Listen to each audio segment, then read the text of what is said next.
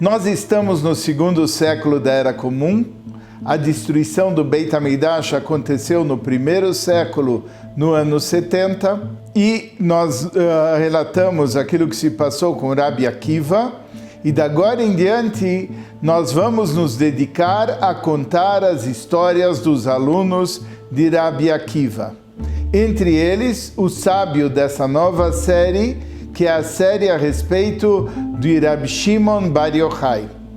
Rabbi Shimon Bar Yochai é um dos maiores sábios de todos os tempos, é o quarto sábio mais citado de toda a Mishnah. Ele aparece nas Braitot, ele aparece na Gemara, ele tem o Sifre, ele tem a Mechilta, mas em especial o Rabbi Shimon Bar Yochai é o autor do livro do Zohar, que é a obra básica da Kabbalah.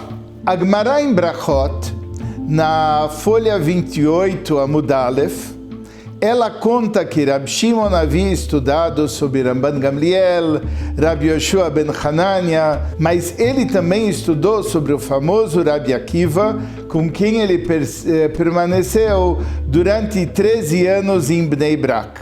Ele também foi aquele que transcreveu o livro de Kabbalah do primeiro judeu. O primeiro judeu, Avraham Avinu, fez um livro de Kabbalah chamado Sefer Yetzirah, e ele se ocupou com a transcrição desse livro. Nesse livro, Avraham Avinu explica como funcionam as 10 Sefirot e como funcionam as 22 letras do Aleph Beit.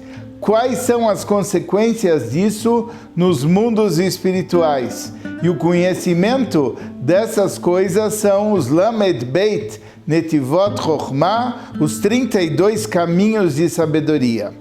O sábio Rabbi Shimon não é à toa, ele era conhecido não só por ser um grande mestre na parte mística, mas uma pessoa em torno da qual ocorreram diversos milagres. Depois da Revolução de Bar Kokhba, onde houve uma luta tremenda entre o Império Romano e o povo judeu, houveram alguns sábios, entre eles Rabbi Yoshua, que arrumaram um modus convivendi com o Império Romano. Sob Rabbi Yoshua estava o pai do Rabbi Shimon Bar Yochai, o Yochai, e também estavam o Rabbi Shimon. Apesar disso, Rabbi Shimon mantinha-se ligado com seu mestre Rabbi Akiva, com quem ele se correspondia através de Rabbi Hanina ben Hakinai, e eles trocavam uma série de ensinamentos, etc.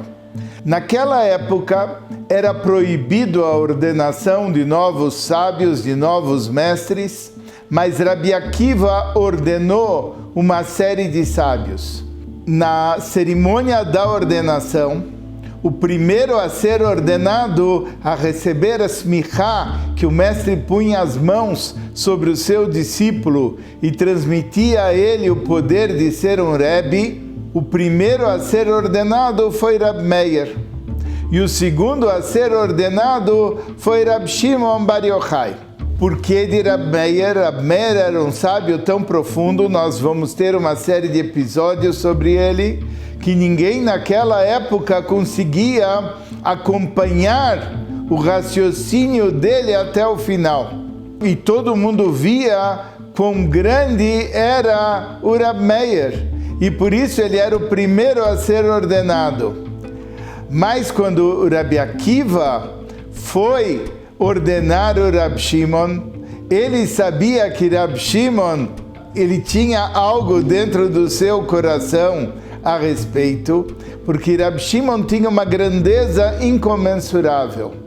As pessoas não conseguiam chegar até o fim do raciocínio do Rab Meir, mas eles entendiam pelo menos alguma coisa da lógica do Rab Meir.